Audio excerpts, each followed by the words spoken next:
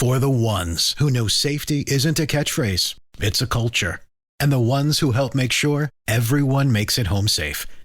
For the safety-minded who watch everyone's backs, Grainger offers supplies and solutions for every industry, as well as safety assessments and training to keep your facilities safe and your people safer. Call, click Grainger.com, or just stop by. Grainger, for the ones who get it done. At Baker's Pharmacy, care is what's most convenient for you. Care is being here when you need us. We're open evenings and weekends. Care is helping you save more. Most insurance plans and discount cards are accepted at your local Baker's Pharmacy. Care is saving you time by managing your prescriptions online. You can request refills, check order status, and more. Care is convenience that works for everyone. Baker's, a world of care is in store. Services and availability vary by location. Age and other restrictions may apply. For coverage, consult your health insurance company. Visit the pharmacy or our site for details.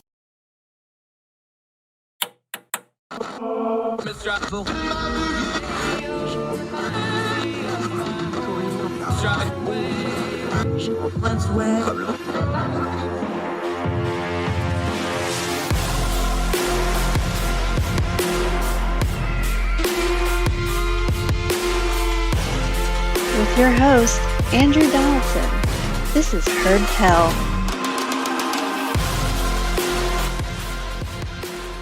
I'm back to Heard Tell. Our good friend M. Carpenter, one of our favorites, one of the smartest people we know, great writer, senior editor at ordinary-times.com. Make sure you go check out all her work. She usually does Wednesday Writs, but she's been a little busy saving the world in her day job. So that's been a little spotty, but she did do one last week. Thank you very much for showing up to work. Appreciate that. That's a joke. I'm kidding.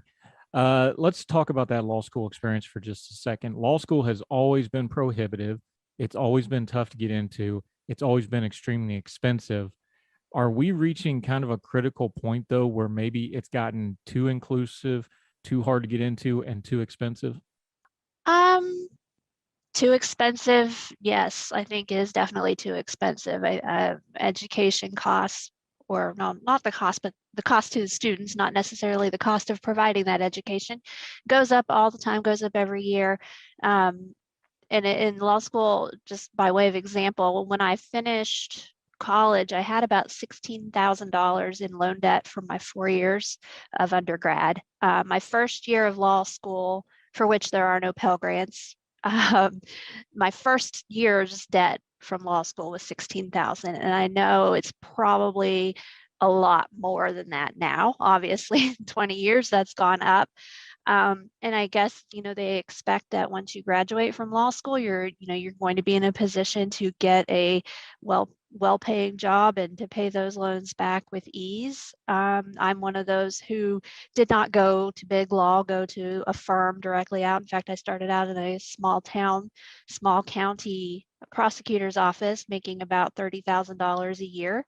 So it's not the same experience for everyone. So I think the cost is a bit expensive. So depending on what you plan to do with your law degree, and if you want to be a public defender, which I've said on here before, in my opinion, is the highest calling of a lawyer.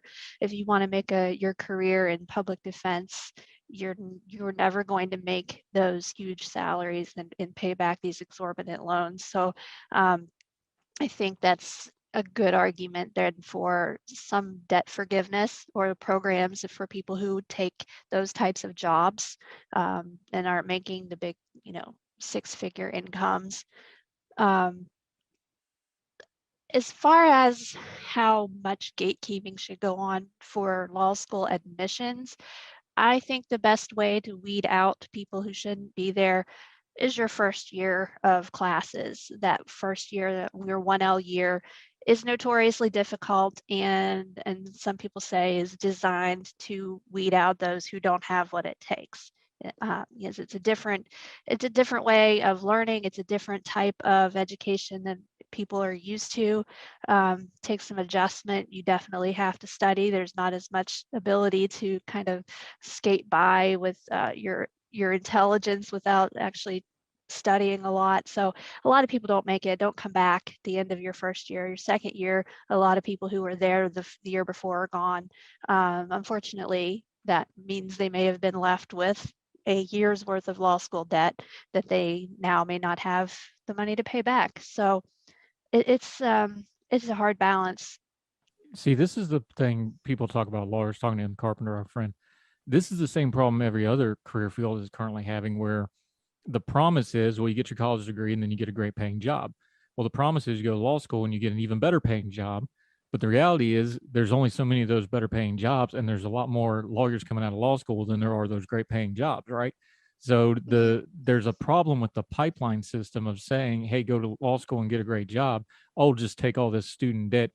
Law school, it seems like the law school, if anything, it may be even more predatory with the lending than with just the regular college stuff that we're seeing, isn't it? I think so. Yeah, and I don't think attention is paid to those who are not going to come out of the out of law school with a huge job. There's a lot of deferments, and there's income-based repayment options, and a lot of ways in which your loan payments can be adjusted, but they all have their downfalls. The lower your payment, the longer you're going to be paying, and the more interest you're going to be paying. So there's a lot of considerations there. A lot of lawyers, when they hear people talk about they want to go to law school, you always hear, oh, don't do it, and they'll try to talk you out of it and say, do something else. I would never do that. I love being a lawyer. I love going to law school. I think it is a noble profession. I don't care what you say, Andrew. I'm glad you do Always it so I can lean on you and I don't have to do it. So yes, you I'll agree with you. you make a lot of lawyer jokes at my expense. That's why I say that. But I think it's a good profession. It's a noble profession. Everyone hates lawyers until they need one, and they actually get help from one. So I think it's I don't want to dissuade people from going to law school. I don't want to encourage people to take on $200,000 worth of debt for their legal education.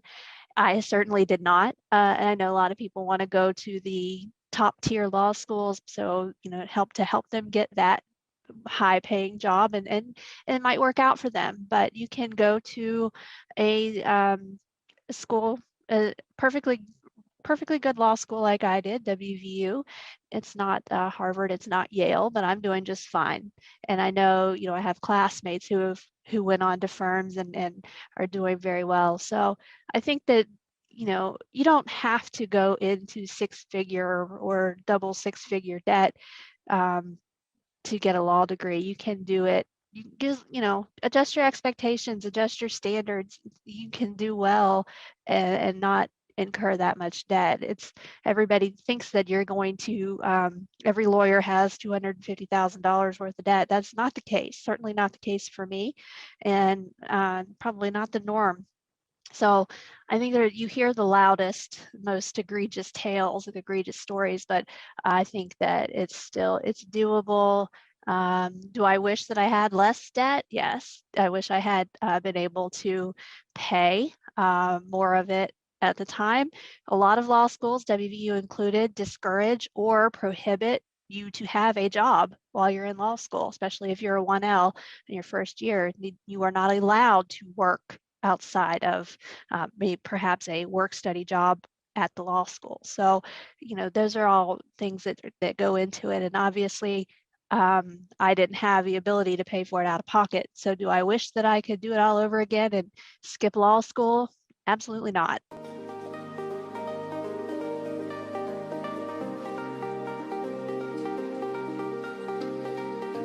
This is the story of the one. As head of maintenance at a concert hall, he knows the show must always go on. That's why he works behind the scenes, ensuring every light is working, the HVAC is humming, and his facility shines. With Grainger's supplies and solutions for every challenge he faces, plus 24/7 customer support, his venue never misses a beat. Call quickgrainger.com or just stop by. Grainger, for the ones who get it done.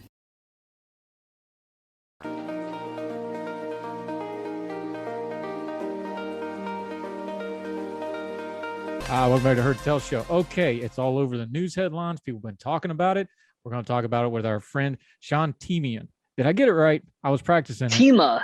No, Ia. Just See, I'm a hillbilly. We can't do those vowel sounds. Phonics was the worst thing that ever happened to West Virginians, I swear. Sean Themea, another great Young Voices contributor. We'd love to have them. He's a chief of staff for Young Americans for Liberty. He has been all over media, lots of appearances. Sir, thank you for the time, deep from the heart of Texas. Appreciate you joining us. Yeah, great to be here. Thanks for having me. All right. So the rumor mill has been going and going and going and going and going. I'm kind of confused as to whether we're still in the trial balloon stages or the assuaging stages or where we're at with this. But we apparently are going to get some kind of a student debt relief something from President Biden somewhere in here, be that a change of pace or a change of subject or whatever. It seems like something's going to be coming out. Is that your read as well? Because it keeps going, the numbers change. Now we're looking at maybe a $10,000 thing. Where do you think we're at in the news cycle on this? Because this has been allowed for a couple of months now. Yeah, well, we know that the left likes to dangle student loan debt relief whenever their poll numbers are dwindling with young Americans. They've never acted on it, but times may be so desperate for Biden and the rest of the Democrats that they may actually bite on this one and upset some of their friends in the higher education cartel with Sally Mae and the banks and the CEOs of these loan collector companies. But it's important to remind people of two things when it comes to the student loan debt crisis. It's that maybe even three things. We'll see how many I list off. But one, it's wrong to rob Peter to pay Paul, right? And simply put, we shouldn't be asking blue collar working Americans or Americans who did not go to college to pay off the debts of people who went to Ivy League schools or got gender studies degrees. It's just not fair. And two, canceling student debt does nothing to actually reduce the cost of higher education. In fact, it incentivizes the higher education cartel to continue these student loan programs and to continue raising the cost of college beyond a reasonable, affordable amount. So in this debate, it's important we bring those two things up. It's not fair and it's not going to solve any problems. Now because I talked to our progressive friends as well. The problem that the Biden administration is going to have on a practical level is this $10,000 amount seems to be a unique Bidenism of this seems to be ticking everybody off because the people that want it doesn't think it's going to be enough. The people that don't want it at all think it's too much. This seems like it's almost like it's like they're searching for an answer that's not going to make anybody happy. That almost makes it even a worse policy, doesn't it? I agree. And I don't put it past Biden and his advisors to go out with the world's most milquetoast option. That just seems like how they do business. But you're right. I mean, for people that are in $100,000 debt, $10,000 is just crumbs. And it's still going to cost us a heck ton of money that we do not have as a country. I mean, we just printed $5 trillion over the last 2 years. And you see what that is doing to the price of gas, to the price of food. I mean, there should be a robust debate and a huge burden of proof to overcome if we are going to spend any more money or print any more money. But you're right. I don't think it's going to make anybody happy. It's not fair still, and it will do nothing to reduce the cost of higher education, which is the bigger problem in the first place. Sean Themea joining us. Okay, let me throw you some of the counter arguments and let's just work through them here. The first one is kind of the common sense one that sounds good on the surface of, well, anytime you do debt relief to people, that's money that would go back into the economy or would go back into other things. What do we say to that argument? Yeah, well, you have to remember where the money is coming from, right? Inevitably, this money is going to be either taxed from people, which that money could have went into the economy, right?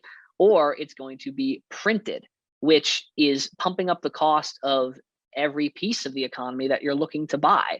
So it's a wash at the end of the day if you're raising the price through inflation and printing, or you're taxing people out of their money, just to have that money being put into the economy. It's a broken window fallacy.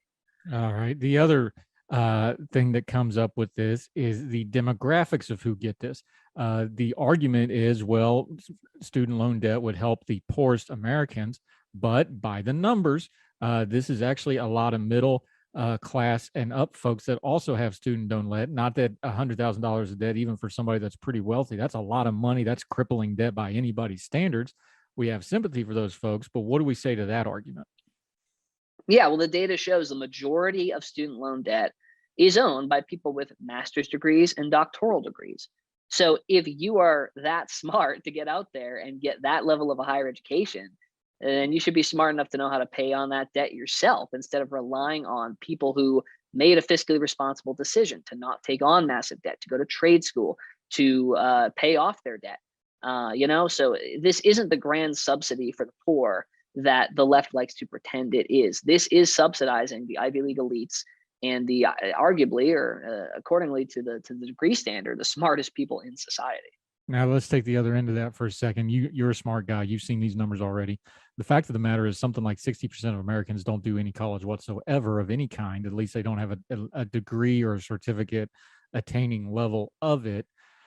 On the political side of this, 60-40 issues, the 40 side's usually not the edge of that on the political issues you want to get on. I understand the arguments folks are making. I'm sympathetic to people that want debt relief, but if you're on the wrong end of a 60-40 split, that just doesn't sound like it's going to be as politically advantageous as people are pitching it to me. I'm just talking straight on the numbers of it. Does it strike you that way too?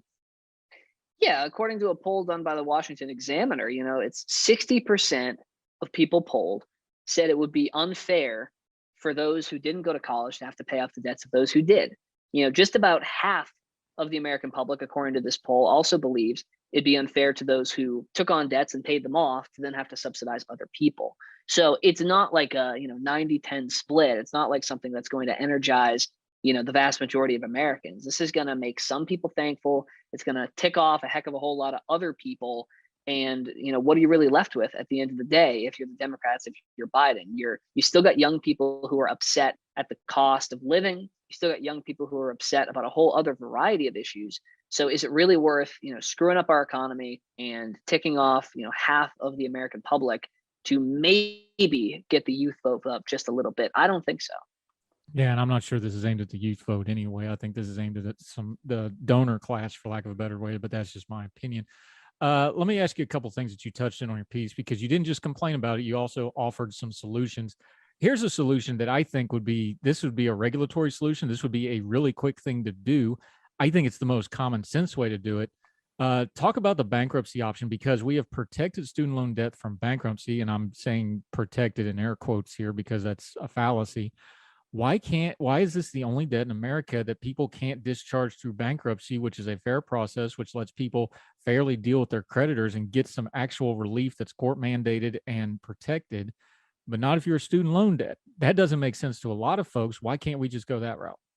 Yeah, well, one interpretation of the golden rule is he who has the gold makes the rules, right? So you got a lot of lobbyists from Sallie Mae, a lot of lobbyists from the banks who made it so difficult for people to declare bankruptcy on their student loan debts, so that way the lenders could keep lending it out and having no repercussions if the loans didn't pan off. So you relax some of those laws, you allow people who may have been, arguably, put into this predatory system. And I'm willing to call it a predatory system. That doesn't excuse the fact that we can just wipe all these loans off, but it's set up for a lot of people to fail, right? If they actually had to take on the risk of these lenders of saying, hey, we might lose our investment on these loans if these people just aren't making enough money, or they made a poor decision, they went to study underwater basket, leaving their $100,000 in debt, then maybe they would be less likely to actually give out that mass sum of loans in the first place. So simply put, if you put the lenders on the hook and you allow people to declare bankruptcy, that has an effect where there's less loans going out. There's less loans going out, the cost of college goes down. People can actually afford it without drowning in debt. Seems like a win-win to me. Yeah, Sean Themea joining us. I'm a practical guy. If we had a perfect world system where people sat down and discussed things, even though I don't think it's the greatest thing in the world, I would trade an X amount of student loan debt to reform the system. I think that would be a good, fair trade. But I think the repercussions here is, if you don't reform the system first and then you forgive the debt, you're just increasing the predatory nature of the debt system. Am I wrong to think that way? Because I know even some pretty hardcore conservative people are like, look, if you can reform the system, you take the short-term hit to get the long-term benefit. I'd write off 30, 40, 50, whatever X amount of dollars to fix the system that's billions of dollars of predatory debt. But I don't see that here. I see something that might perpetuate the problem. Is that how you see it? Yeah, the top priority has got to be getting the cost of college down. And you can only do that by taking approaches that are going to hurt, the elite class, in DC. And I really think, and people say this is bold, people say this will have repercussions, but I really think the only way that we have a quick fix on this, or something that makes a huge impact, is if you take the root of the problem right at the heart of the problem, and that is cutting off, these federal student loans for several years until colleges have to readjust and figure out what the heck is going on with their prices. Because they're able to jack up these prices because they know the government is going to take on the footing of the bill. 92% of all loans are federally guaranteed. That is unlike any other free market system that's out there. Any other business can't afford to run on that. They have to set the prices to normal rates. But colleges get a free pass, and administrators get all this extra money to spend on frivolous things, and banks are making hand over fist. I don't think that's fair to the student. So you take out the student loan program altogether. Colleges have to trim the fat. They have to reset the normal. Then maybe we can actually start having a conversation about what to do to make amends from there. But you've got to get the cost of college down first.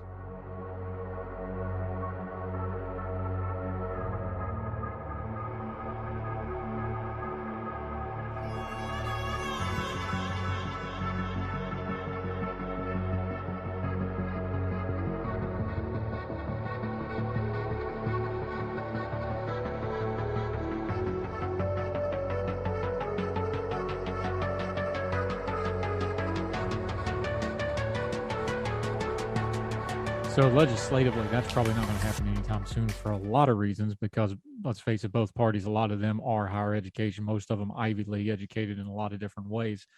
So let's talk about the other end of it, something we can maybe do. I think the real insipidous part of this thing is, and you touched on your piece, and even people who are for student loan debt admit this is the problem. We are funneling kids into the college system that have no business going to college. And I don't mean they're not able to, they just don't want to or whatever. But this idea that every single kid has to go to college and therefore every single kid has to pay into the college system, I think that's where the real root of this problem is. That's something that's a cultural change, which is a hard change to do. It's a structural change in secondary education. That's also something we don't need legislative to do. That's something that can start being changed as a mentality. Where do you see that we can go in that direction in some practical ways? Yeah, it's on us. It's on business leaders. It's on parents. It's on families to just resist the poor financial decision for a lot of these folks. You think of my cousin, right? My cousin's an incredibly gifted, a tradesman. He's studying to be an electrician now, but he went to 2 community colleges, racked up some debt, and realized, hey, this isn't the place for me. I'm going to go to trade school. He instinctually wanted to go to trade school, but he thought that his ticket to prosperity and that the right thing to do was to go to college, right? In liberal arts, because that's what he was told was a marker of success. And there's no, one legislative bill or, one statement from a president that's going to change that. I mean, that's just got to come from a bottom up solution, from families saying, you know what, it's okay if my kid does not go to college, because you look at the data, people who go to trade school, people who take alternate paths, when you factor out the student loan debt, when you look at the starting salaries of a lot of these jobs, they end up evening out with a lot of liberal arts degrees without the debt. So we just got to be able to continue to share that information and make that a cultural norm, person by person, leader by leader, until we start to see a cultural change. Now, folks will argue, Sean Themea joining us, that you need to keep up with high tech stuff. But the fact of the matter is, companies like an Amazon and Google, they're starting to have in-house recruiting now where they're bringing people straight in. They're doing in-house training and quote unquote college in-house so that they have those employees from the go. It's almost the old apprenticeship starting to reemerge, because even these major companies are like, hey, these degrees are all kind of running together and they're not telling us anything about what kind of employee we're getting. So the old argument that to be high tech, you got to go to college, it's not holding up. And I think the other thing that's not getting talked about is you just spent 2 years telling kids they could do school online. I think a lot of kids are going to like the flexibility. They don't like it for high school because of the social stuff. A lot of those community college kids, a lot of those trade school kids, I think you're going to see an explosion of online learning, or probably more specifically hybrid learning, where they're like, hey, I can do this cheaper on the road. Plus I can work, or I can work on my online stuff, or I can work on my influencing, or whatever the case may be. I think there's going to be a cultural change long before there's an institutional change. And maybe that's how this starts to get changed a little bit. What do you think? Yeah, no, that's a great point. And that's, a silver lining of COVID. We have to look for those silver linings. And one of those is realizing, hey, I can progress, in my quote unquote necessary, education behind the computer screen, right? To get what it takes to actually get out there and get the job and get the qualifications. So I think people are going to be a lot more accustomed to online learning. I think too, you mentioned Amazon and Google. There are some private businesses that are really stepping up the way I see it and providing those transformative solutions and breaking the mold, like Praxis, which I'm sure you're familiar with. They're a group that is an alternative to college.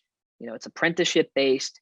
So the idea is you go in, you pay the tuition, you get trained up for 6 months, you do maybe a 1-year apprenticeship, and by the end of that apprenticeship, if you succeed, you will have earned back the tuition that you paid into praxis in the first place, right? So it's kind of like a wrinkle in time of getting you from the classroom into the job you want, rather than having to do the 4 years of college and all the debt. These programs are out there, and with good marketing and good word of mouth, we can make people realize that, hey, the 4-year university model is not the only way to go. Yeah. Let me ask you one more thing before we let you go. You touched in it on your piece. I'm a lower level guy. I think lower level is a good way to start with a solution. Maximizing people's own money for college. We talked about how ridiculously expensive it is, but there is some ways we can practically let people do it. You talked about 529 investments. I've got a daughter that's got a 529. She got it from the Do It for Baby Dog COVID vaccination program, of all the things. But I mean, it's a fantastic thing. It's a large amount of money. It's in a 529, actually draws interest. She earned money on it before she even started cracking it for her college stuff. What would it take to do some basic regulatory form? Because the truth of the matter is these 529s are wonderful tools. There's a lot of IRS restrictions and gatekeeping on how the money can get into them, get out of them. There could be some regulatory fixes here that just lets people use their own money more effectively in higher education, isn't there? Absolutely. Well, the two main ones you have are 529s and then something called a Coverdale ESA.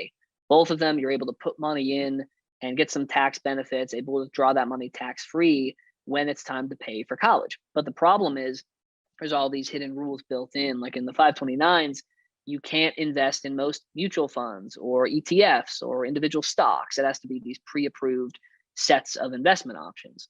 In the Coverdale ESAs, you can take more risk with the range of investment portfolio options, but you can only give $2,000 a year. So why these are there, I think the burden of proof is on the other person to tell me why they're there, in terms of why we should be able to take greater risks, with funding and education, especially when the government has jacked up the price so much. But if you just remove some of those barriers, you let people invest in cryptocurrency and individual stocks, you remove the $2,000 cap, let people take risks with their own money that they have earned. Clearly, the government doesn't know how to manage money well. For 30 trillion in debt, Social Security is going insolvent. Who are they to tell the American citizen, actually, we need to help you make sure you don't lose your money? Seems kind of ridiculous to me. And if you never heard of the Coverdales, they're kind of, think IRA. You can only put X amount of money into them. That's sort of the model that was based on of. All right, Sean, one last question for you. I know we talked about this. This is a loud issue. It's probably going to get louder, especially if President Biden takes action on it. Let's assume he does this $10,000 proposal and just basically nobody's happy with it. What's the next phase of this debate, do you think? Yeah, well, it really depends who is in power, right? If this mobilizes, right of center turnout, and you've got the Democrats losing because they gave $10,000, I don't see the Republican Party, when they control the House and Senate, letting any kind of student loan debt relief pass through, right? But if something wild happens and this mobilizes more Democratic turnout because they say, hey, they didn't go far enough, you vote for us, we're actually going to push Biden to do more, right? Then you have a long shot chance of this being the stepping stone to full debt relief, right? Either way, let's remember, it's not fair to rob Peter to pay Paul, right? People took out those loans. They can pay them off. More than about half of everyone who took out student loans has paid them off. This is not some impossible task to consider. Personal responsibility, fiscal responsibility go a long way, right, in terms of developing, the citizens we like to see today, and we can't afford it. So no relief should be given. We should focus our energy on reforming the system, make it easier for people to get out of the debt, and for that debt to not even be a possibility in the first place. I think that's how you get to a fairer system, a more sustainable system, and one that isn't built on just political appeal to staying in office. Yeah, Sean Themea joining us. We also need to point out here, this executive action will very definitely wind up in court as well, because there's some legalities on how much they can actually do here. So we need to mention that as well. Sean Themea, thank you so much for the time talking student loan debt. Let folks know where they can follow you, your writing and your social media and whatever else you have going on until we talk to you again. Absolutely. We can follow me on Twitter at Liberty Sean, and you can follow all the great work that Young Americans for Liberty is doing at YA Liberty, 1L. And his piece is in the American Spectator. We will link to it in the show notes so you can read it for yourself. Sean, thank you so much for the time today. Appreciate it, sir. Yeah, great to be here. Thanks for having me. Yeah, we'll talk again soon.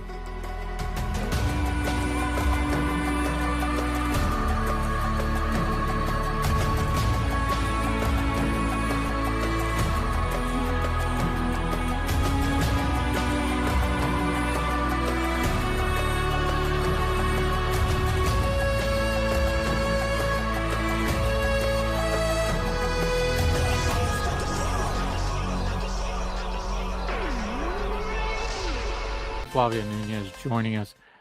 You just mentioned it, so let's just go there. There's no ducking that this is a business model for a lot of people, including the schools, including others. That debt you're taking on, you talked about that narrow window from the time you do your FAFSA, you get your acceptance letter, you've got a very small window to decide whether you're going to do debt or not. And there's a tremendous amount of pressure because now you've gotten in, are you going to go, that sort of thing. This is an age group. You're taking on debt. They would not give you a car loan at that age with your background. They're not going to give you a house loan. They're not going to give you probably any loan of any kind. And yet you're allowed to take out student loan debt. People accuse it, I've used this terminology too, that because the entire K through 12 system is designed to be a funnel to higher education in America now, this seems very, very predatory. Is there any other way to describe that, especially when you start talking about the realities of that narrow window where the kids have to decide that, considering this is the only kind of loan of this version that they would be allowed to get legally, and yet we let student loans for these young people go. It feels predatory, it looks predatory, and then when you start looking backwards through the student loan debt crisis, it really doesn't seem fair to the kids or anybody else. Am I missing anything there, or is that a fair way to adjust that? I mean, I do believe that that's a word that can be used because a lot of students, like I said, they're 17, they're 18. When they think college, they think, oh my God, I'm going to be free. I'm not really going to have pressure from my parents anymore. I'm going to have a lot of this independence. And there's also this ranking list and the idea of prestige and how much prestige counts for. So there is a lot of pressure, most definitely. I mean, there's also pressure from family figures as well because the FAFSA and the other financial aid applications cost money in and of themselves. I mean, personally, I paid close to $1,000 in financial aid applications. So almost when you get back your financial aid offer and it is not as much as you were expecting or little as is willing for you to be able to pay that amount, you kind of are stuck in a zone where you don't know what to do because you've already invested the time in applying, but also know that with that amount of financial aid, you're not really going to get, for the FAFSA itself, there are two kinds of aid that you can get. Grants that you don't have to pay back and loans that you do. Grants are the best kinds of scholarships because it's essentially, counselors call it free money. It's a scholarship money that you're given to just study. But loans you do have to pay back. Sometimes even though they're subsidized, it is difficult. I mean, when you're just starting, when you're expected to pay when you graduate, when you're just starting life, you find difficulty not just looking for a job, but looking for a living situation. It is, I would say, to a certain level, a business model that has worked in the past. Usually, a couple of years ago, I don't remember the exact date, but admission cycles would be much earlier in the year. And so students had a much broader window to see their financial aid offer and call the financial aid office and appeal for a new decision.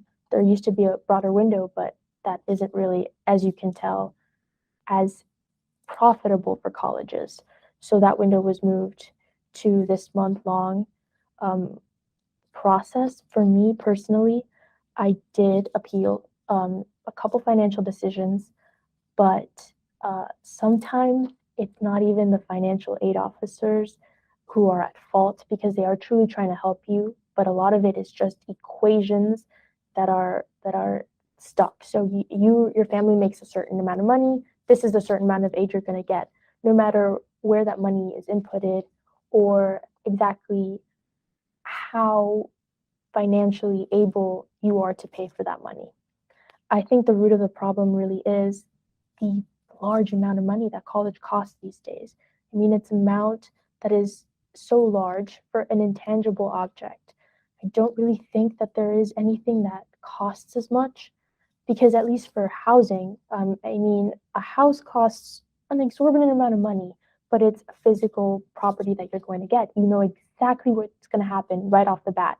For education, it's an investment in your mind, in yourself, but you never really know how that's going to turn out.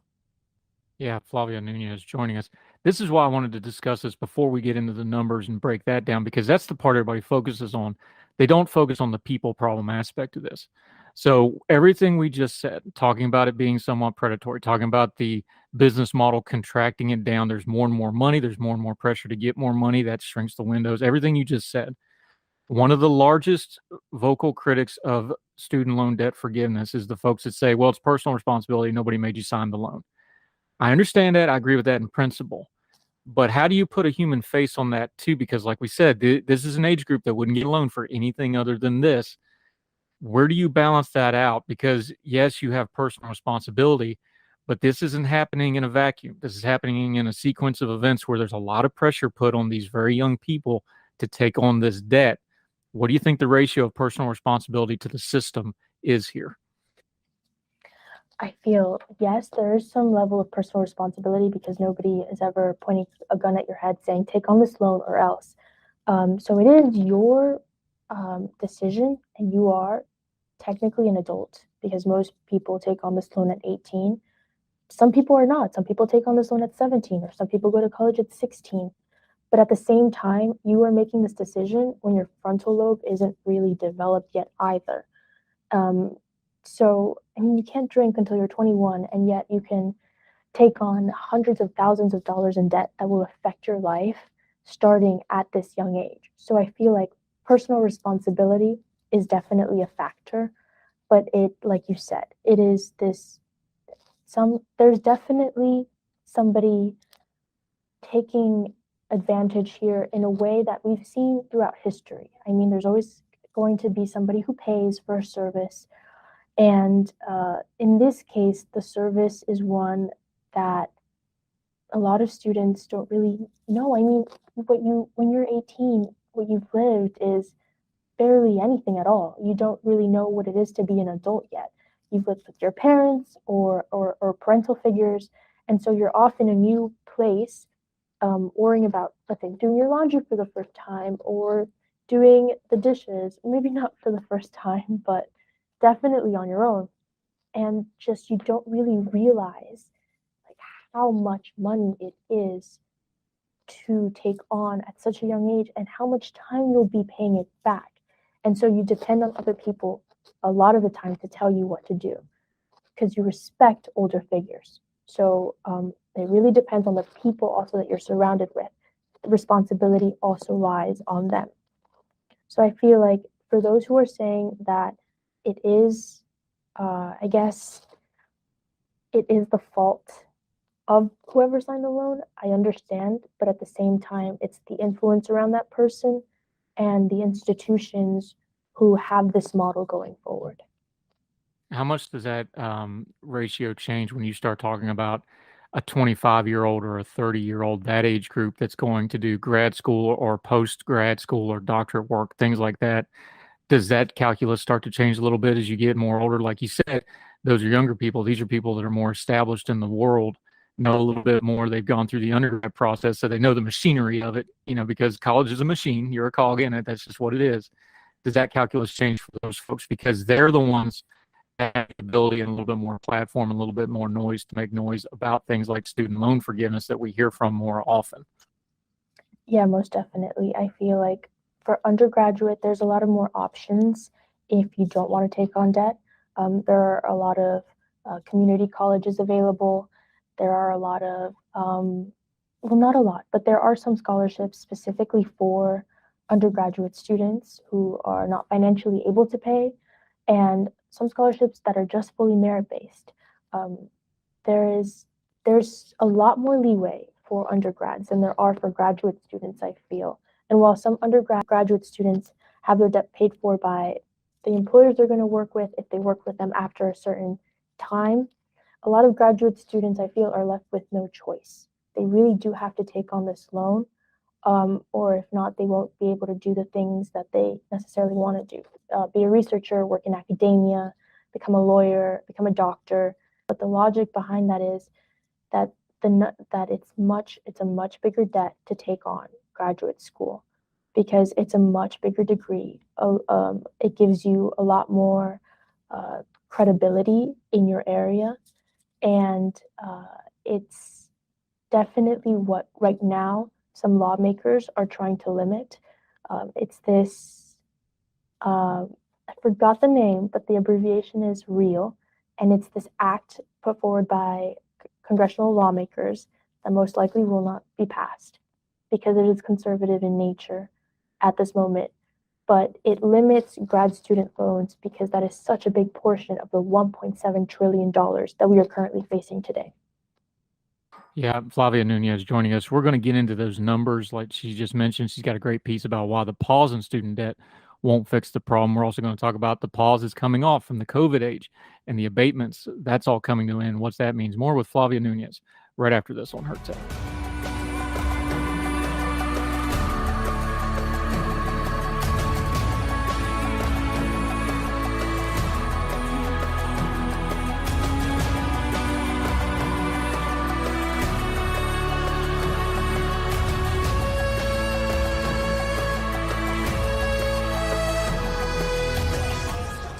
All right, here we go. Welcome back to Her Tell. I'm Andrew Donaldson. That's Flavia. We're talking student loan debt forgiveness, but also how that debt comes, trying to put a human face on it, not just talking the numbers of it. You've got a great piece up about at the Chalkboard Review about pausing student debt won't fix the problem. We understand during the COVID age, they paused student debt. Right now, the official listing for how much student debt is over 90 days is only at 5%, but that's a false number. And it's a false number because they paused everything. That pause is getting ready to come off. The COVID era funding is getting ready to come off. Practically speaking, what is that going to mean? So right now, Biden has promised to announce a permanent solution for this $1.7 trillion problem. So because the student pause it started during the Trump administration, it's been extended 7 times for over 2 years. So as it's set to end this August, there's a lot of pressure on the White House to make a definite statement about student loan cancellation, which they ran on during the elections. So his plan right now is to cancel $10,000 per every eligible borrower. When I mean plan, I mean this is what has been discussed, what has been hinted at, but nothing has officially been said. He wants to cancel $10,000 per eligible borrower, which is anybody making, I believe, less than $150,000 a year. When that happens, there's, as you can guess, a lot of contention whether this is a good idea or a bad mistake. But at the same time, this idea lacks support from both sides of the aisle. Cancellation on a broad scale is not really seen as acceptable by the right and is not really enough. $10,000 is not enough for the left to be able, they believe, to make everybody who has student loan debt stand on an equitable basis. So I feel as if the decisions right now at a standstill. Biden promised to have answers by April, but that didn't necessarily happen. He promises to have answers by August. That could or could not happen. If it does, the Education Department has already a plan in place. Leaked documents show that they have plans to expand borrower defense to repayment and really streamline the process of broad cancellation for more and more students. What that means is we can't really necessarily say or know, but taxpayers will be taking the brunt of it as these loans are funneled through taxpayer dollars that are expected to be repaid to the government. And when they're no longer repaid, it's just the people that foot the bill are not ones who have a say in the game. And the pressure on them, because let's be adults here. We understand what's going on. We've talked about the postgraduate debt being kind of a separate beast from the undergrad debt. That class of folks, predominantly, we don't want to get too far here, but predominantly it's going to be a different class of people than some of the undergrads that are taking on debt.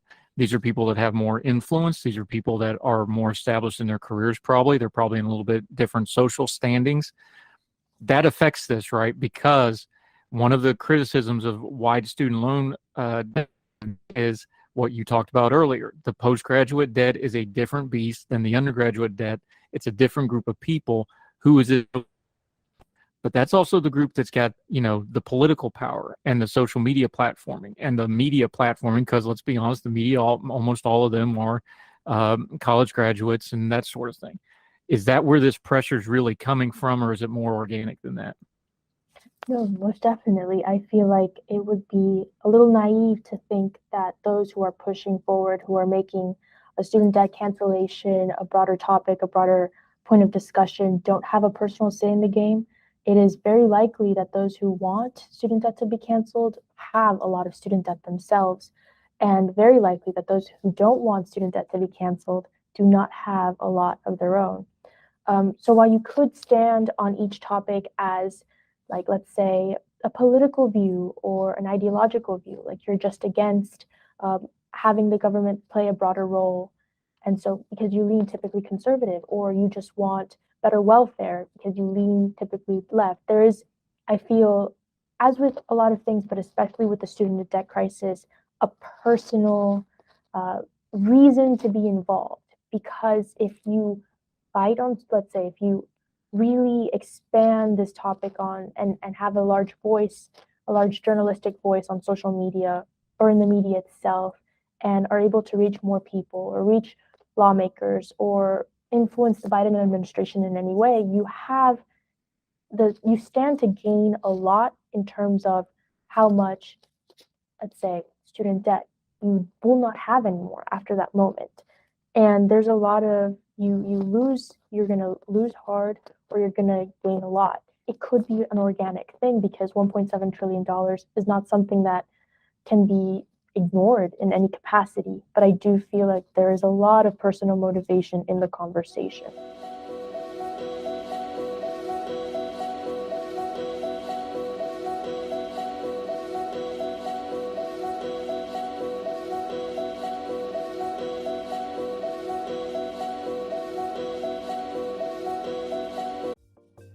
Folks, if you've listened to the Heard Tell program, you've heard our friend Gabriella Hoffman, but you need to make sure you're checking out her podcast, District of Conservation. It's a podcast exploring the nuances of true conservation efforts from DC and beyond. From topic discussions to exclusive interviews with conservation and energy newsmakers, Gabriella keeps listeners appraised of the latest news stories while elevating important voices. Listen to the District of Conservation on Apple Podcasts or wherever podcasts are played.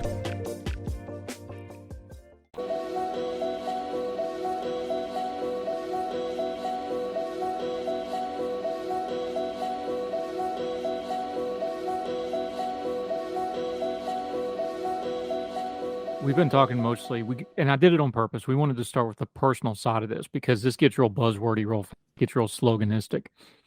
But you, and in your piece, we're linking to it as always. Please read the piece in its full at Chalkboard Review. We've got the links in the show notes. We've got to deal with the root cause, which is about as impersonal as you get, the institutional structure of how all this is designed. And you touched on it in your piece. The root problem with the student loan crisis is also the root problem with education, higher education in general, the astronomical cost. College is 4 times easily more expensive than it was 50 years ago. It's mostly administrative cost, infrastructure cost, those kind of costs that are driving this charge. That's the root cause. Is there anything at all to be done about that? Because as long as that beast needs fed, they're going to be looking at student loans and the financial system as the way to do it, right? Oh, no, for sure. I mean, if student loans are canceled and you set a precedent for that kind of cancellation, then, and they're promptly offered with less requirements, then colleges will only have an incentive to raise prices more because they realize that loans are more available to students, and students are more likely to take them on with the expectation that they will be canceled. So these astronomical costs of college really started after 1978. After the Middle Income Student Assistance Act of 1978, it made subsidized student loans much more broader. It made them much more available to other students. And so you saw this astronomical rise in prices simply because, again, colleges will still have consumers willing to pay for it because now they have this money available to them that is easily accessible, even though that money isn't technically their own. So these astronomical costs of college are, now that I started college, I didn't really understand before. I don't think you really can until you sit in a classroom and realize, okay, my tuition doesn't cover this class. It covers campus health. It covers how much mental health services on campus. It covers all the recreational services, the gym, the conference rooms, the libraries. And this question, I mean, this is just a theory of where the money is going. We don't really know because institutions are not required to disclose that information. All the music on Her Tell is provided under a Creative Content license from monstercat.com. This is the story of the one. As head of maintenance at a concert hall, he knows the show must always go on. That's why he works behind the scenes, ensuring every light is working, the HVAC is humming, and his facility shines. With Grainger's supplies and solutions for every challenge he faces, plus 24/7 customer support, his venue never misses a beat. Call quickgrainger.com or just stop by. Grainger, for the ones who get it done. At Baker's Pharmacy, care is what's most convenient for you. Care is being here when you need us. We're open evenings and weekends. Care is helping you save more. Most insurance plans and discount cards are accepted at your local Baker's Pharmacy. Care is saving you time by managing your prescriptions online. You can request refills, check order status, and more. Care is convenience that works for everyone. Baker's, a world of care is in store. Services and availability vary by location. Age and other restrictions may apply. For coverage, consult your health insurance company. Visit the pharmacy or our site for details.